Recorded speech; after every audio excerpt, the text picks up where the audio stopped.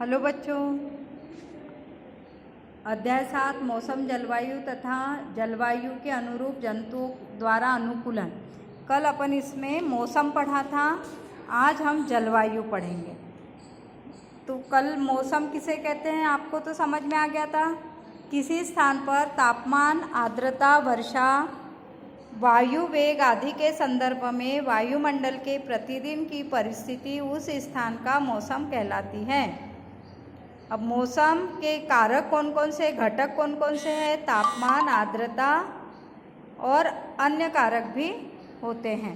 अब मौसम को प्रभावित करने वाला कौन होता है? मौसम को प्रभावित करने वाला सूर्य होता है। सूर्य का अधिकतम ताप हमें प्रकाश देता है, यह एकमात्र स्रोत होता है प्रकाश का, और मौसम को परिवर्तित करने में सूर्य की गति महत्वपूर्ण है। आज हम पढ़ेंगे जलवायु किसे कहते हैं। तो आपने कभी समझा है कि जलवायु किसे कहते हैं? हमको पता है किसी स्थान के मौसम की लंबी अवधि जैसे 25 वर्ष में एकत्रित आंकड़े के आधार पर बना मौसम का पैटर्न उस स्थान की जलवायु कहलाता है। किसी स्थान के मौसम की लंबी अवधि जैसे 25 वर्ष में एकत्रित आंकड़ों के आधार पर बना मौसम का पैटर्न उस स्थान की जलवायु कहलाता है। अब जलवायु गर्म होती है यदि उसके अतिरिक्त उस स्थान पर अधिक दिनों में भारी वर्षा होती है तो उस स्थान की जलवायु आर्द्र हो जाती है, गर्म से आर्द्र हो जाती है। इस तरह हमें 25 वर्ष तक एक स्थान के जब हम आंकड़े एकत्रित कर लेते हैं तब हमें वहाँ की जलवायु के बारे में पता चलता है।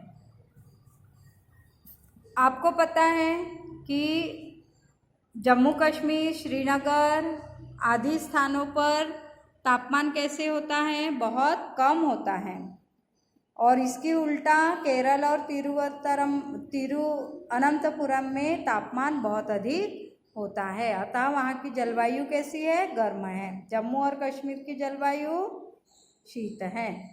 जम्मू कश्मीर और केरल में औसतन तापमान को देखते हैं, हम देखते हैं कि केरल और कश्मीर की तुलना में बहुत गर्म है।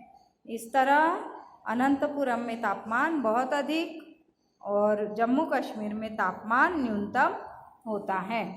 अब हमें ऐसे किसी मरुस्थल वाली जगह पर अगर हम जाएंगे तो तापमान कैसे होगा? गर्म और शुष्क होगा। उत्तर पूर्वी भारत में वर्ष के अधिकांश भाग में वर्षा होती है और इसलिए यहाँ का तापमान उत्तर पूर्व में तापमान कैसा होता है? गर्म और शुष्क होता है। जलवायु और अनुकूलन क्या होता है? जलवायु हमने पढ़ा कि किसी स्थान के मौसम की लंबी अवधि जैसे 25 वर्ष में एकत्रित आंकड़ों के आधार पर बना मौसम का पैटर्न जो होता है उसे हम जलवायु कहते हैं। कल आपने मौसम किसे कहते हैं ये पढ़ा था। अभी हमने पढ़ा न्यूनतम तापमान और अधिकतम तापमान कहाँ कहाँ होता है और क्यों होता है। तो जम्मू कश्मीर में तापमान कैसा होता है? न्यूनतम। जम्मू कश्मीर, श्रीनगर में न्यूनतम तापमान। इसके विपरीत केरल और अनंतपुरम में तापमान अधिकतम होता है। और अगर हम मरुस्थल वाले राजस्थान तरफ जाते हैं उत्तर पूर्व में तो वहाँ पर तापमान कैसा होता है? गर्म और शुष्क होता है। तो जलवायु और अनुकूलन में आज हम पढ़ेंगे कि उन जंतु उन स्थितियों में जीने के लिए अनुकूलित हो जाते हैं जहाँ पर वे या तो सर्द वाले या ठंडे प्रदेशों में रहते हैं या गर्म, फिर भी वे जीवित कैसे रहते हैं। आपको यही बात इस पाठ में आपको सीखना है कि जंतु अपना अनुकूलन किस तरह बनाते हैं। आपने भालू को देखा होगा। भालू भी दो तरह के होते हैं, एक काला भालू होता है और एक दूसरा होता है सफ़ेद भालू। तो सफ़ेद भालू कहाँ मिलता है? ध्रुवीय क्षेत्रों में।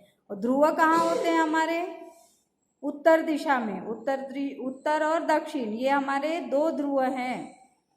उत्तर और दक्षिण ये दो ध्रुव हैं, और उत्तर में तापमान न्यूनतम होता है, इसलिए वहाँ पर सफ़ेद भालू पाए जाते हैं, सफ़ेद जंतु पाए जाते हैं। फिर भेड़ें पाई जाती हैं, इनके ऊपर अधिकतम क्या होते हैं? बाल होते हैं, और ये बाल उनके शरीर को गर्म रखने में मदद करते हैं।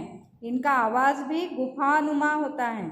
जो इन्हें गर्म रखने में और न्यूनतम तापमान में शरीर को गर्म रखने में मदद करते हैं। जैसा आप जानते हैं कि ध्रुवीय क्षेत्र ध्रुवों के समीप स्थित होते हैं, जैसे उत्तर ध्रुव और दक्षिणी ध्रुव।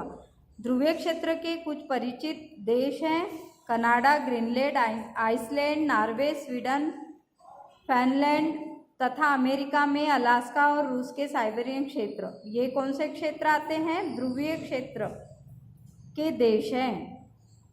Bharat, Malaysia, Indonesia, Brazil, Congo गणतंत्र, केन्या, युगांडा और नाइजीरिया कुछ ऐसे देश हैं जहां उष्णकटिबंधीय वर्षावन पाए जाते हैं। मतलब ये क्षेत्र कैसे हैं? उष्ण हैं। विश्व का जब हम मानचित्र देखते हैं तो नीले रंग से दिखाई देने वाला भाग उष्णकटिबंधीय क्षेत्रों में आता है और हम इसे लाल रंग से दर्शाते हैं।